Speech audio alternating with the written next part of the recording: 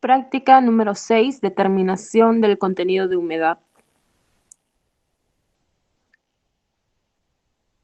Objetivos. Determinar y comparar el contenido de humedad de los alimentos mediante diversos métodos de análisis.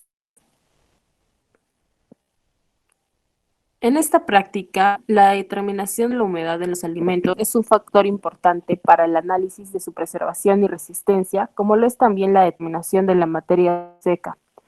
Con estos datos se pueden calcular el contenido de carbohidratos, ceniza y otras. En la presente práctica se determinaron los conceptos básicos para la comprensión del tema, así como también se analizaron unos videos donde se ponen en práctica experimentaciones para la determinación del contenido de humedad, complementando y reforzando la parte teórica en día.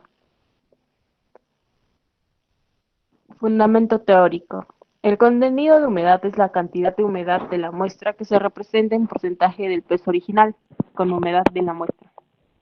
El contenido seco es la cantidad de sólidos que quedan después del proceso de secado. Se expresa como un porcentaje de peso original con humedad de la muestra.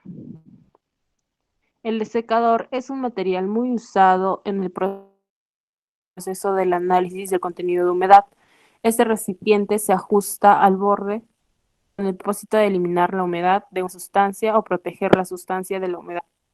El horno para el secado deshidratado es usado en una amplia gama de alimentos, que mediante su sistema de ventilación de aire caliente eliminan del producto la mayor cantidad posible de agua a una serie de condiciones. Según una investigación del efecto del contenido de humedad y temperatura sobre la difusividad térmica en granos andinos, se hizo la investigación con el método de difusividad propuesto por Gupta. Indicó que el tipo de grano, humedad y temperatura son variables que influyen bastante en los resultados. Materiales y métodos. Utilizaremos un analizador de humedad rápida, horno de corriente de aire forzado, destilación con tolueno, método de Carl Fischer. Procedimiento. Horno de corriente de aire forzado. Para la humedad en una muestra líquida, colocamos 5 gramos de muestra en el recipiente y pesamos con precisión. Luego se coloca en un horno de corriente de aire forzado a 98 grados centígrados. Luego calculamos el porcentaje de humedad.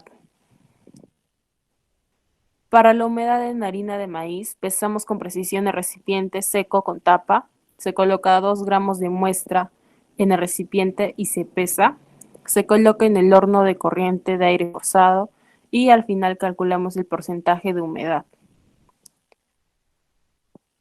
Para los resultados, utilizando el método, vamos a pesar la muestra 1, la muestra 2, así podemos saber el peso 1, el peso 2. Y utilizamos la fórmula que nos va a determinar el porcentaje de humedad. Reemplazamos los datos con los sacados en el experimento y nos sale el porcentaje de humedad. El resultado 1 sería 27,74%, el resultado 2 sería 27,02% y el porcentaje de error sería 2,65%. La humedad utilizando el método del horno de corriente de aire forzado es de 27,38%. El método de secado a termobalanza también podría darnos datos con más exactitud y precisión que el método convencional de estufa. Conclusiones. Se analizaron los diferentes métodos de secado para la determinación de humedad en alimentos. Se concluyó que el método más eficiente con exactitud y precisión es el método de termobalanza, que también es otro método que conlleva menos tiempo que el método convencional de estufa, que es un poco más impreciso.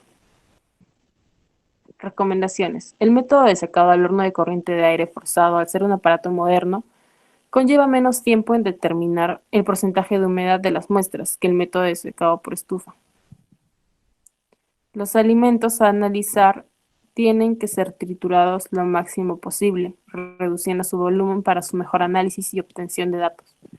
Los Los valores de la humedad del método de secado de estufa pueden variar debido a que cuando se coloca en la estufa no se encuentra cerrado durante las 12 horas. Abren y cierran la estufa colocando otras muestras y en este punto se da una variación de temperatura. Por eso puede haber unas alteraciones en este método. Gracias.